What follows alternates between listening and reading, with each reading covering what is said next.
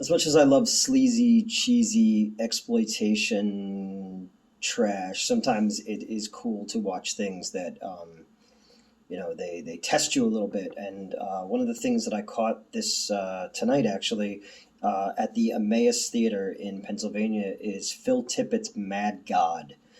It is streaming right now on Shudder as well. If you have Shudder, I would definitely check it out. Phil Tippett is a stop motion effects person. He's been doing stuff, even going back pre Star Wars. But he did a lot of work on Star Wars, RoboCop 2.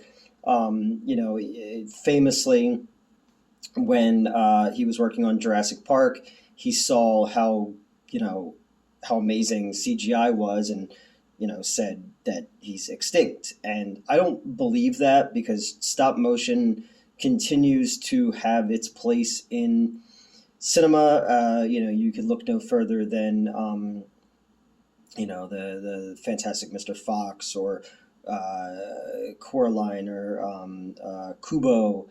All of these types of films. Henry Selick does a lot of things, still. And there was a movie last year about a mouse. I can't remember what it was, but it was really good. And it's really cool when you still see stop motion show up in things, because there is a very kind of unnatural but still alluring quality to it. It's always been something that I've loved in films. We were just discussing the other night the movie The Gate, the '80s Canadian horror movie. It has these really cool little creatures in it.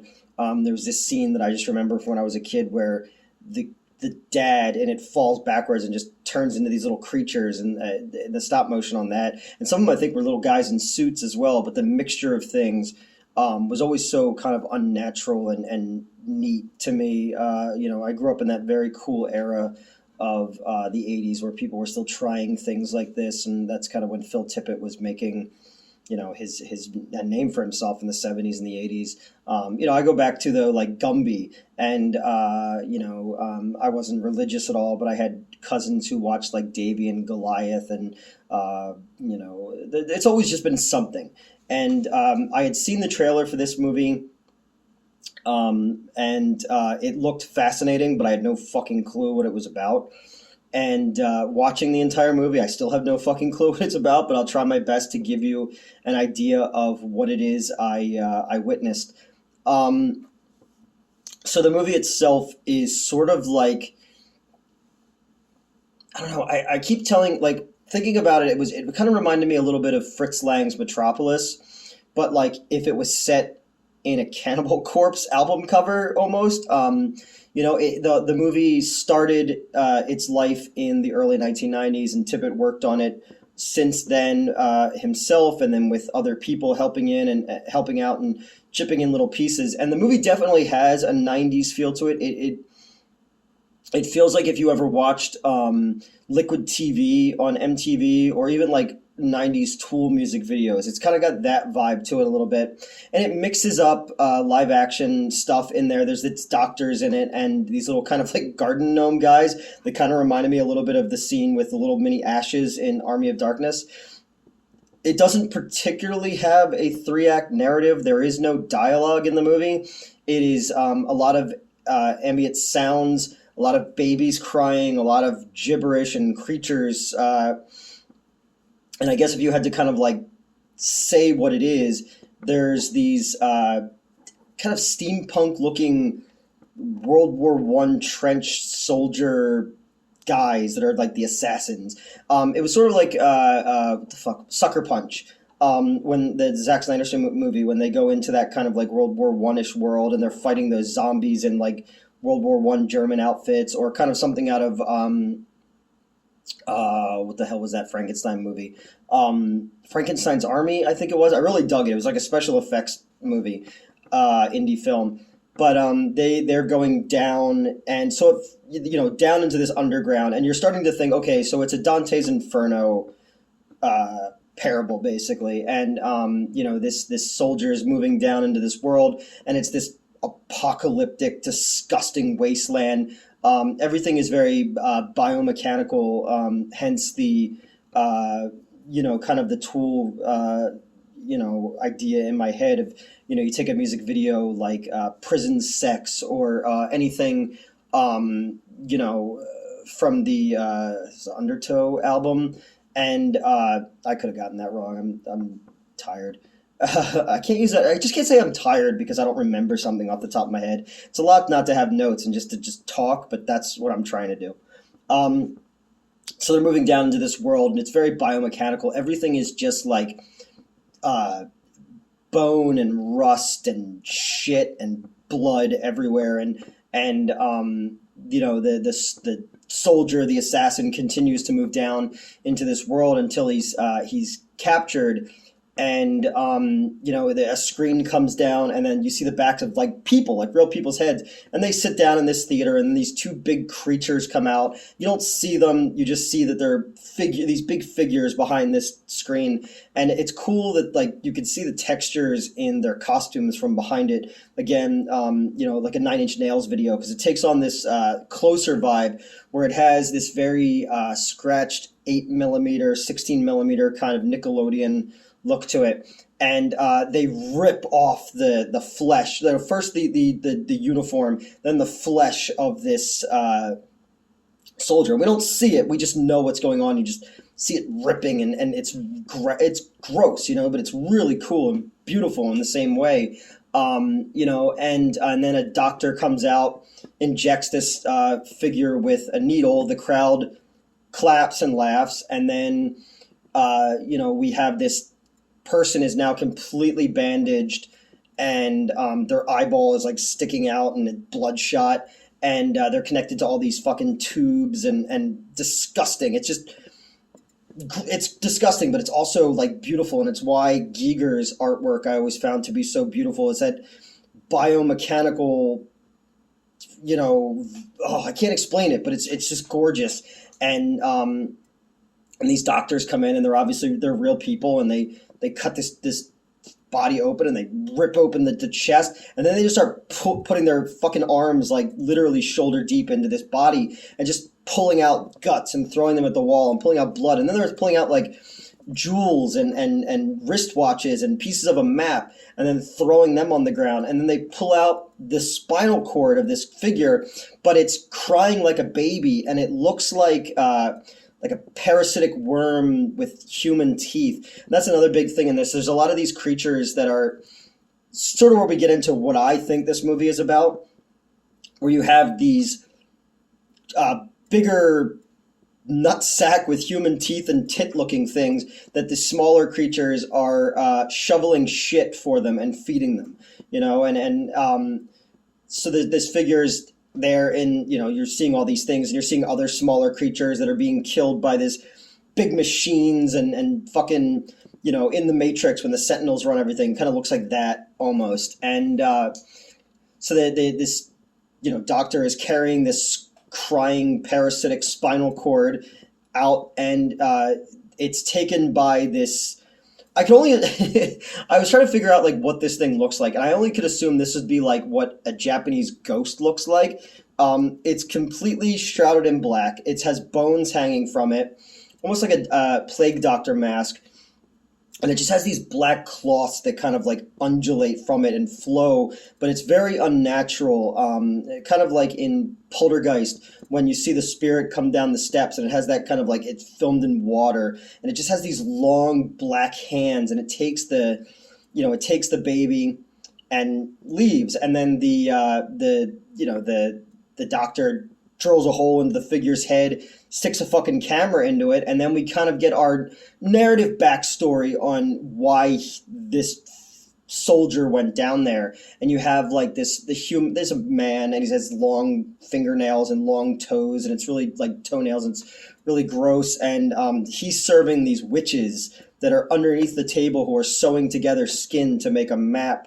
And they kind of look like, there's this Jim Henson vibe to the entire thing. This whole, the Dark Crystal or Legend by way of EC Comics, and they have these gross tongues that have green shit on them, and they give this weird man with the long fingernails and the long toenails in a cape the map, and then he hands it to the soldier, and then the soldier goes down, and it brings us right back where we are. And that's kind of like the idea again, like I'm getting from this whole thing, is that there is always something bigger or stronger always there to take advantage of the weaker, or the smaller. And so that's kind of the vibe you get of this, why it's called Mad God. And you move further and further down this world as this black ghostly thing is carrying this screaming baby, and you see these other worlds that are down there as you continue to move further and further down, where it looks like they filmed like amoebas under like a fucking microscope, or they're looking at something underwater. It's really cool. And as you're moving down, Tippett put a lot of fun little Easter eggs in there. There's a lot of little things like Harryhausen characters that are like terracotta soldiers almost in this underworld. And you move into this kind of cavernous stalactite world where there's actually color for the first time. It's not this rusty, disgusting body horror anymore. Now it becomes this kind of beautiful bluish purple, and there's these two centaurs with glowing red eyes that are guarding the gate as it moves down further. Then you see this mole rat looking man with these tumors all over his face, and he's abusing these two giants that are shoveling the shit again, and they have like Frankenstein bolts in their necks, and they kind of look like the creatures that Tippett made for New Hope in the chessboard, the 3D chessboard that you see, that Chewbacca, playing with them. And he's electrocuting them because he's smaller, but he has power over them. And they give the screaming baby spinal parasite to this mole rat looking thing, and and he's in his little area, and he has almost looks like a I don't know, like a Frankenstein's lab style like jar, and inside that jar is all this beautiful foliage. And again, it's now you see color, you see these kind of day glow looking greens and yellows, and there's these little creatures inside of there, and there's like a mother and a baby, and the mole rat thing dumps these fucking mealworms in there, and the mother's feeding the baby, and then the mole rat looking tumor fucking face guy opens another drawer, and a fucking spider comes out and eats the baby. And it just continues to go along this idea of something bigger is always there to prey on something smaller or something weaker. And then you start to get, oh, hold on, there's something else here. The ticking of a clock. There's always clocks everywhere.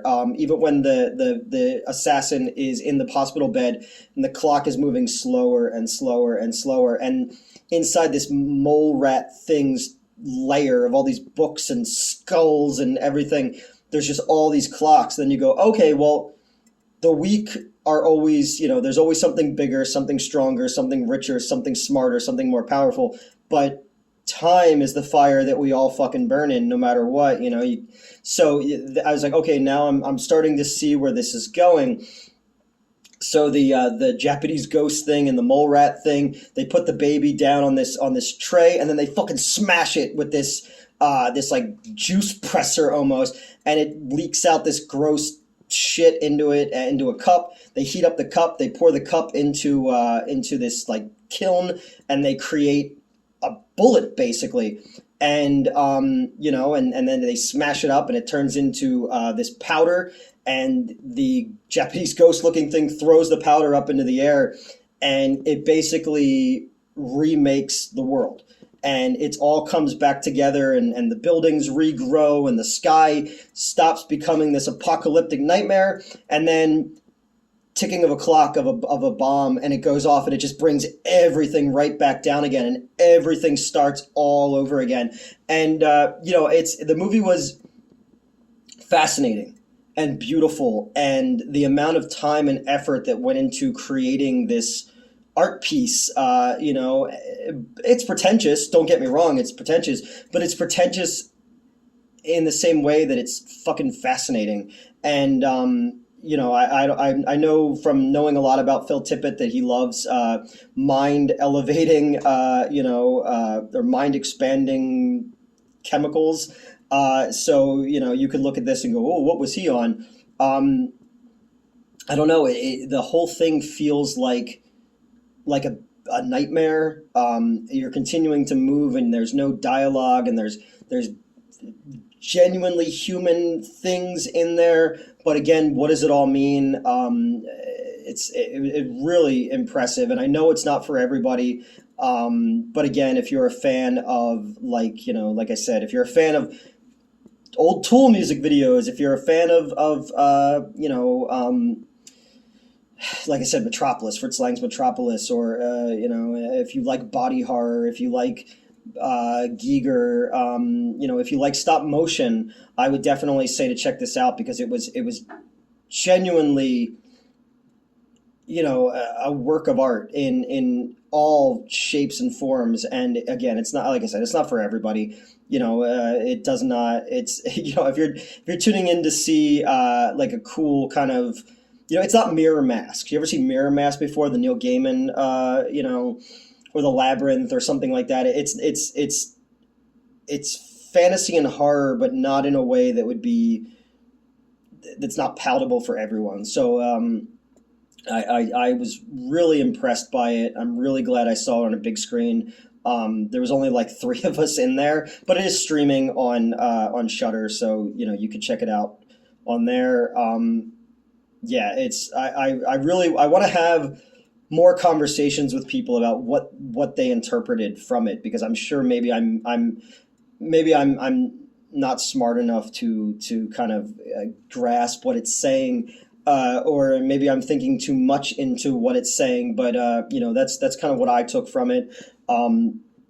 If you get a chance, check it out. If not, what are some fun trippy movies that you guys like watching? I was trying to describe Pink Floyd's The Wall to someone recently, and stuff like that, and all of my references fell on deaf ears. So I'm old, and I've never done mind expanding drugs before. So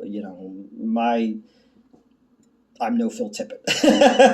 I've never done stop motion either. Stop motion looks like fucking hard and frustrating, and I don't know. I've lost the thread here. But yeah, so that's it. Mad God. I just wanted to kind of talk about it real quick, because driving home the entire time, I was just thinking about, like, holy shit, like, you don't see something like that very often. And I've seen a lot of art films, and I've seen a lot of pretentious shit, but this one hit me different. There was something very exciting about it, and very frustrating about it. And it's nice every so often to see, like, art, and see something that someone poured 30 years into with the help of only a handful of people, because it is seen by many to be a dead art form. So yeah, Phil Tippett's Mad God. It's definitely worth checking out for certain types of people.